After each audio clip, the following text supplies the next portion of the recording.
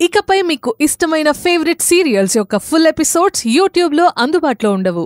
కేవలం సన్నెక్స్లో మాత్రమే ఫ్రీగా చూడొచ్చు. బాబాయ్, ఒక విషయం మీతో మాట్లాడి నేరుగా తేల్చుకోవాలనొచ్చాను. అను మేడం అంటే మీకిష్టమా, నేనంటే మీకిష్టమా?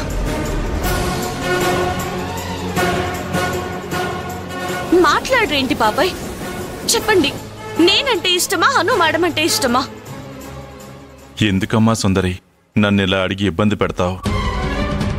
మీ బాబాయ్కి నువ్వంటేనే ఇష్టం ఉంటుంది సుందరి. అసలు అను ఎవరు? మన చుట్టమా పక్కమా? తనంటే ఇష్టం ఉండడానికి ఆ మాట బాబాయ్ చెప్పాలి పిన్ని. సుందరి, అసలు ఇదేం ప్రశ్న? ఆ అను ఎవరని నాన్న ఇష్టపడతారు? అను నా కన్న కూతురు దివ్య. మీ అమ్మకంటే ముందు మాధవితో నాకున్న సంబంధానికి ప్రతిరూపం ఆ అను తల్లి. లేదు పిన్ని, బాబాయ్కి అను మేడం అంటే చాలా ఇష్టం. తనకి ఈరోజు 5 లక్షలు ఇచ్చాడు. ఇక్కడ మాకు కూడా చెప్పాడు సుందరి. అనుకి 5 లక్షలు అవసరం అంట అని చెప్పారు. నేను, దివ్య, వికాస్ అందరూ ఇవ్వద్దనే చెప్పాం. మీరు చెప్పినా నేను చెప్పినా బాబాయ్కి మన మాట అంటే లెక్కలేదు.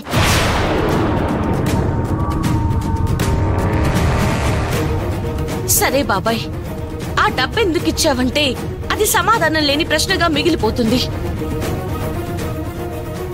ప్రశ్నగా మిగిలిపోతే చాలా ప్రమాదం బాబాయ్. ఆ ప్రశ్నకి జవాబు వెతుక్కుంటూ వెళ్తే ఆ ప్రశ్నకి జవాబు అదే వస్తుంది.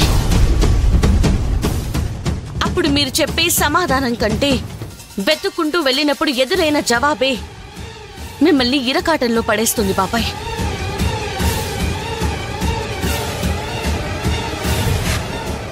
మనసుంటే ఈ విశ్వంలో అందరూ మనవాళ్లే సుందరి. మన అని అనిపించిన అమ్మాయే అను. 2 చేతులుండడం పుణ్యం కాదు. ఆ చేతులెత్తి నమస్కరించగలిగినప్పుడే పుణ్యం, పురుషార్థం. అందుకే అను ఆపదలో ఉందనిపించింది. డబ్బు నన్ను అడగడానికి అభిమానం అడ్డొస్తుందని నేను గ్రహించాను.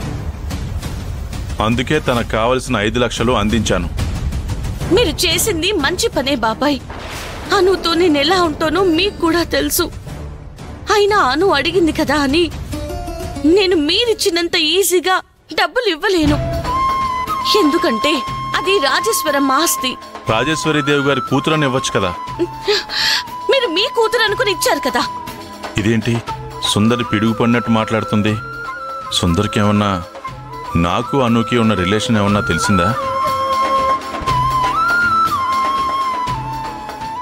అను మేడం మీద ఇంతకు ముందు లేని ప్రేమ, అభిమానం ఇప్పుడెందుకు పుట్టుకొచ్చాయి బాబాయ్?